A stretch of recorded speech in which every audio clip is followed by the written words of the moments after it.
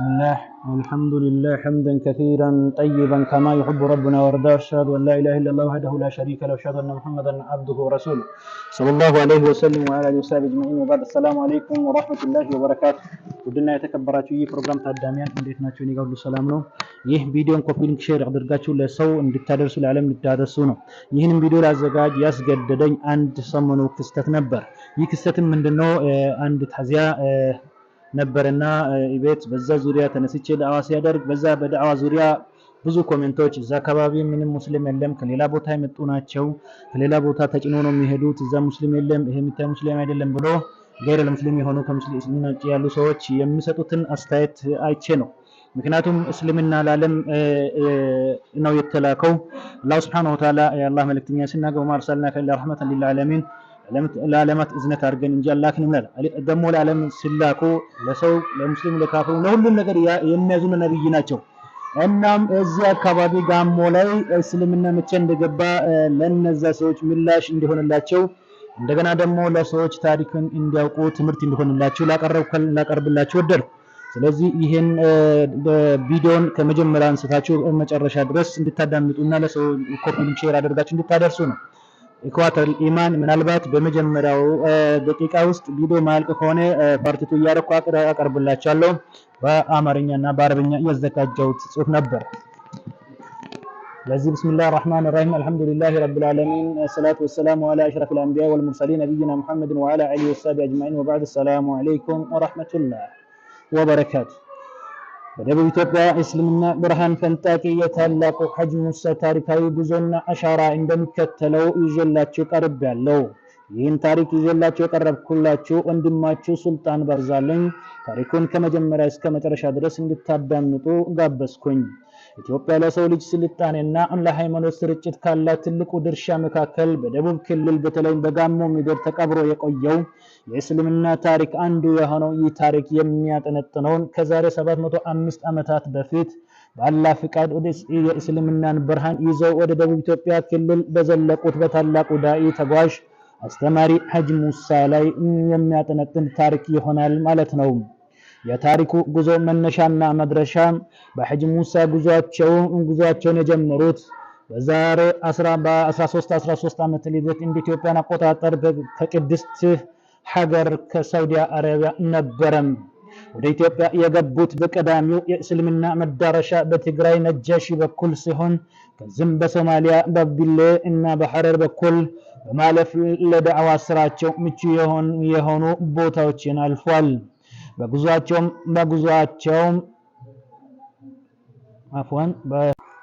በጉዟቸውም በስልጤ አዘርነት በኩል በከምባታ በሀዲያና በሐላማ በማለፍ አስተምሯል። በሲዳማ አካኮም ዘልቀው ካረፉ በኋላ አላማቸውን ወደ ጋሞ ምድር አደረጉ። ወደ ጋሞ ምድር አደረጉና በጌዲዮ ዞን ድላ በኩል በማለፍ ታላቁን አባያ ሐይቅ ተሻግሯል። የአባያ ሐይቅ ታምራዊ ሽግግር ሐጅ ሙሳ ከሁለት ጓደኞቻቸው ጋር አባያ ሐይቅ ዳርቻ በደረሱ ጊዜ የሚሻገሩበት ጀልባ አልነበረም።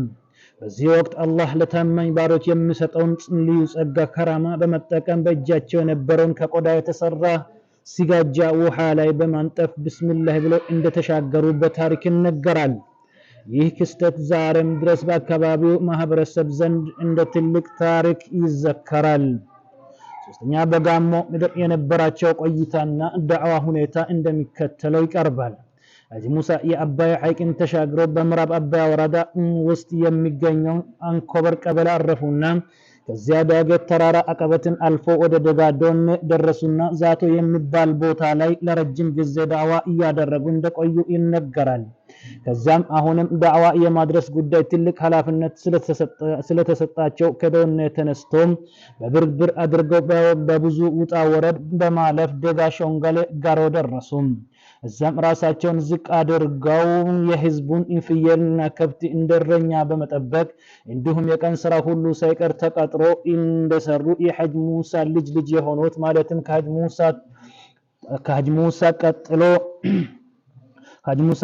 12ኛ ትውልድ የሚባሉ አቶ ሱልጣን ባልታ ይናገራሉ። ሌሎችም እድሜ ጠገብ ሸማግሌዎች ታሪኩን በደንብ አድርገው ነግረውኛል።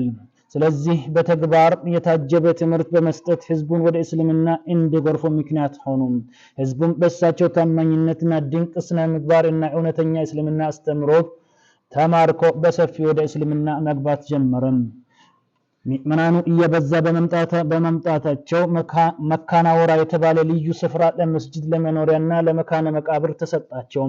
ከዛም በመነሳት በዙሪያ ባሉ ገጠር ከተሞች ዳዕዋውን ቀጠሉና በቁሩፍቻ ወየ አድርጎ ወደ ጭል አሸገባ ገቡ። እዛውም ዳዕዋ እያደረጉ በበረዳ አድርጎ ወላይታና ኡባ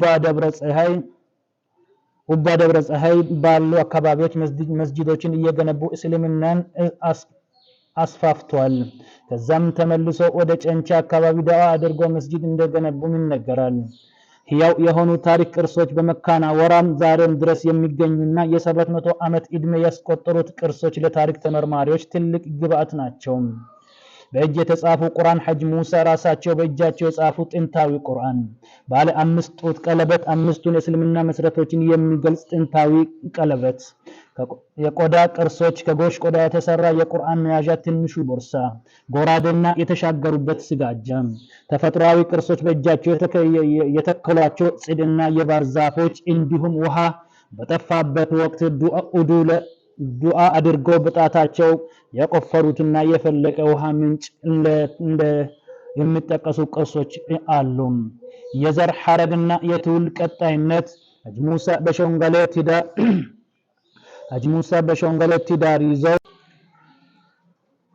ሙሳ በሾንገሌ ትዳር መስርተው ልጆችን ወልዷል። ልጆችንም የዲን ትምህርት አስተምረው ለዳዕዋ ወደ ተለያዩ ሀገራት እንደላኩም ይነገራል።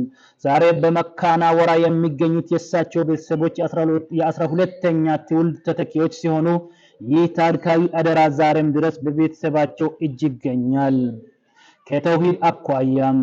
ከተውሂድ አኳያ ያለን እይታ ምክር ለእናንተ ላቀርብላችሁ ወደድኩም። ሐጂ ሙሳ አላህን በመፍራትና በመገዛት ትልቅ ደረጃ ላይ የደረሱ ወልይ ወይም የአላህ ወዳጅ ነበሩ። በእጃቸው የታዩ ተአምር በቁርአን የታመመ መፈወስ፣ ውሃ በዱዓ አድርጎ ማፍለቅ፣ በባህር መሻገር ሁሉ በአላህ ፍቃድ ችሎታ ብቻ የተከሰቱ ናቸው። ስለዚህም እሳቸውን ስናስታውስና ታሪካቸውን ስናወራ አምልኮና ልመና ለአላህ ብቻ መሆኑን ተውሂድን በመጠበቅ እሳቸውን እንደ መልካም አራያ የታሪክ መምህር ልንመለከታቸው ይገባል። ለዓለም አቀፍ ማህበረሰብ እና ለበጎ አድራጎት የቀረበ ጥሪ። ይህ ታሪካዊ ስፍራ መካነ ወራ ጥንታዊ እስልምና አሻራ ያረፈበት ቢሆንም በአሁኑ ወቅት የዲን ትምህርት የሚሰጥበት መድረሳ ትምህርት ቤት የለውም። ይህ ደግሞ ታሪክ እንዲረሳና ትውልድ ዲኑን በሚገባ እንዳያውቅ እንቅፋት ሆኗል። ስለሆነም የመድረሳ ግንባታ በአካባቢ ለሚገኙ ህፃናትና ጎልማሶች የእስልምናን ትምህርትና ተውሂድን የሚያስተምር ትምህርት ቤት እንዲገነባ የኡስታዞችን ድጋፍ አስተማሪ ተቀጥሮ ይህን የ705 ዓመት ታሪክና የእውነተኛውን የዲን ዕውቀት እንዲያስተምር የታሪክ ጥበቃ ይህ ስፍራ ለጎብኚዎች ክፍት እንዲሆንና ጥንታዊ ቅርሶች ተጠብቆ እንዲቆዩ የበጎ አድራጊዎች አህለል ኸይር ድጋፍ እንሻለን። ጋሞ የታሪክና የዲን ምድር ናት። ይህን ታላቅ አሻራ አብረን እናልማ። ውድና የተከበራችሁ ይህን ጽሑፍ ያቀረብኩላችሁ ወንድማችሁ ሱልጣን ባርዛ ነኝ ከደቡብ ኢትዮጵያ ክልል ከጋሞ ዞን ከደጋ ሾንገሌ ቀበሌም።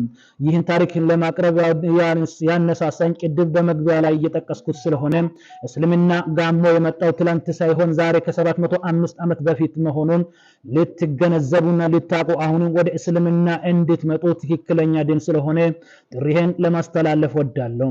ይህን ቪዲዮ ለሰዎች ለብዙሃን እንዲደርስ ኮፒ ሊንክ ሼር አድርጉም። በቀጣይ በአረበኛ የተጻፈውን በክፍል 2 ይዤላችሁ ቀርባለሁ።